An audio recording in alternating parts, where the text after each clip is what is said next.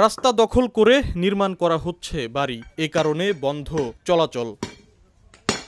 রাজবাড়ী সদরের পূর্ব মূলঘর গ্রামে সরকারি হালটের উপর দিয়ে 14 ফুট প্রস্থের মাটির রাস্তাটি শত বছরের পুরানো। সম্প্রতি রাস্তার মাথায় অন্তত 1.5% জমি দখল করে ভবন নির্মাণের কাজ শুরু করেন একই গ্রামের রাজ্জাক মোল্লা। যাতায়াতের একমাত্র রাস্তা বন্ধ হয়ে যাওয়ায় বিপাকে পড়েন চলাচলকারীরা। প্রভাব খাটিয়ে এই ঘর উঠেছে হালটের উপরে।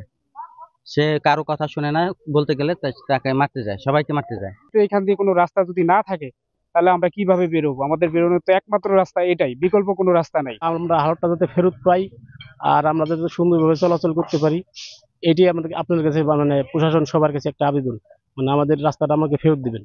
প্রতিকার চেয়ে জেলা প্রশাসক ও উপজেলা নির্বাহী কর্মকর্তার কাছে লিখিত অভিযোগ করেন স্থানীয়রা। পরে বুধবার সরেজমিন তদন্তে হালট দখল করে ভবন নির্মাণের সত্যতা পেয়ে নির্মাণ কাজ বন্ধ করে দেয় উপজেলা প্রশাসন। অভিযোগের ভিত্তিতে আমি আমার সার্ভেয়ার সহ আমি এখানে আসার পরে মাপঝোঁক করার পরে প্রতীয়মান হয়েছে যে হালটের উপরে তারা ঘর নির্মাণ করছেন।